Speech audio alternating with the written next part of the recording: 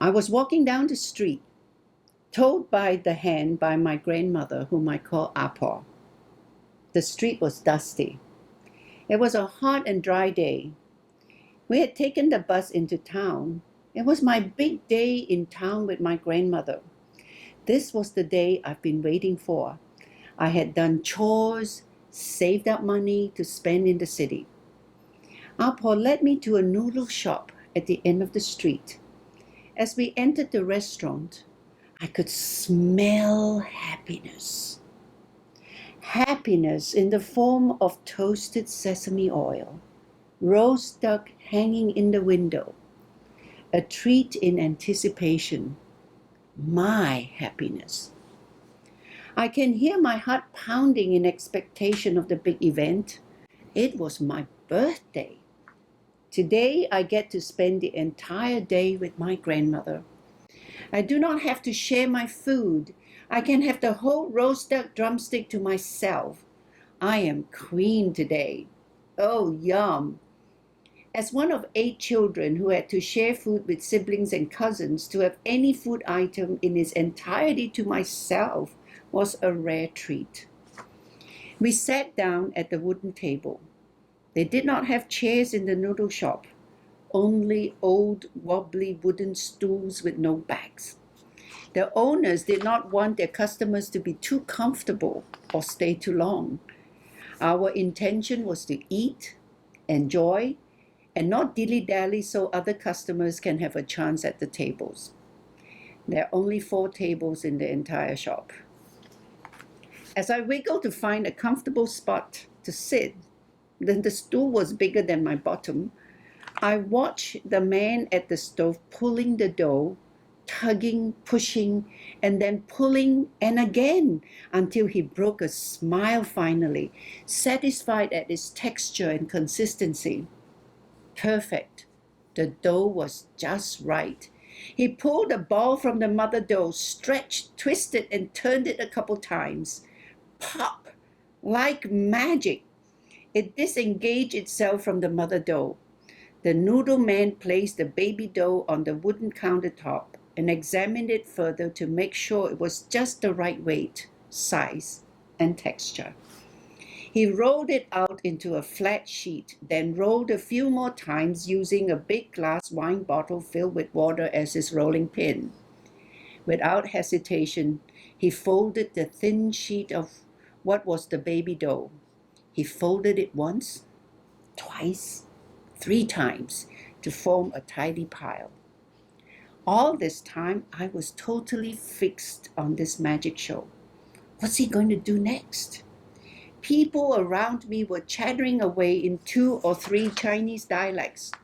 I recognized my native Cantonese, but they were definitely a family talking in Hakka dialect, what my grandfather spoke.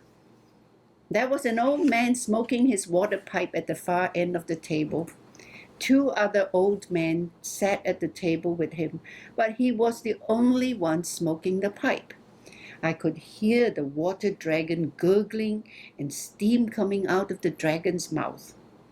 Although startled out of my noodle man trance, I was not scared. Grandmother smoked a pipe like that at home. She had her own water dragon. Only that Apo was too much of a lady to smoke in public.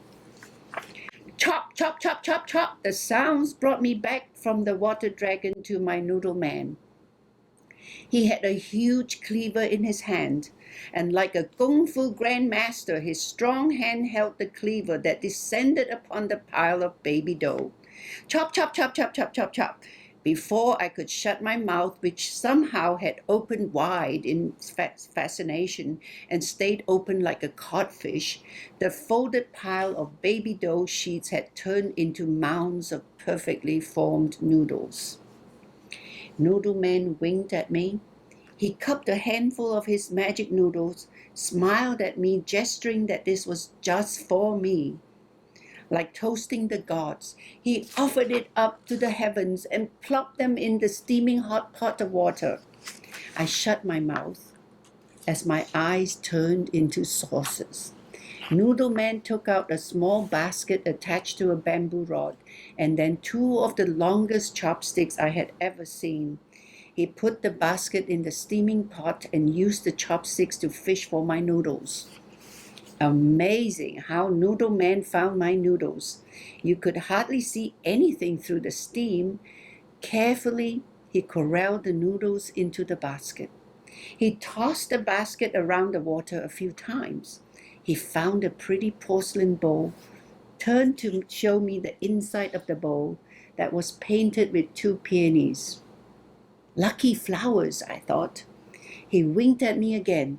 He pulled the basket out of the steaming pot of water and placed it on the hook to let the water drain. There were several jars of sauces and oils on the counter, supervised by 4 shiny roast ducks hanging over them. I could smell the spices and oils. Soon, very soon. I salivated. Noodle Master took a spoon, and one by one he took something out of each jar and put it in the bowl. It was a secret recipe. It is a magic spell. Don't even blink, I told myself. This is too important to pass up. Pay attention, hold your breath. You can breathe later. 9, I counted, 9 different ingredients. Now the noodles. He splashed the noodles into the bowl. The long chopsticks picked up the noodles and did a dance with the stuff in the bowl. The yellow noodles turned into a deep dark brown, and the aroma of the mixture permeated the small room. The old man stopped smoking. There was silence in the room. Well, except for the music of the aromas and the hissing of the steam. White porcelain bowl, brown noodles. The peonies are now completely covered like shy princesses, safe and warm underneath the blanket of noodles. Only Noodle Man and I knew they were there. We smiled at each other, comrades in crime. Noodle Master looked approvingly at his art. He examined it carefully for a second, and with one decisive move, he picked up 2 green sprigs of cooked greens and placed it on the top right end of the bowl, like adorning the princess's hair with a jade hairpin. Happy with his work so far, he placed the bowl aside. Now for the finishing touch. He selected the 3rd roast duck in the row, took it off the hook, and placed it on the cutting board. Using the cleaver's blade like a skilled surgeon, he carved out the right drumstick. He hung the rest of the duck back on the hook. He looked at me directly, raised his right thumb to tell me it was the best he could find, and placed it respectfully in the center of the bowl, resting regally on the throne of noodles and crowned by the jade leaves. He took a spoonful of sesame oil and drizzled it on top. Pinch of white pepper. 好啦, done, perfect. Noodle Man made a ceremonious gesture, placed the bowl on a red lacquer tray, and placed a pair of red chopsticks on top of the bowl, and started to walk towards me. Really? For me? This is for me? I asked. The room was really quiet now, and nobody moved. Apo nodded. Noodle Man bowed as he offered me the tray. Apo stood up and announced that it was my birthday and I was her princess. Codfish mouth again. My mouth stayed wide open.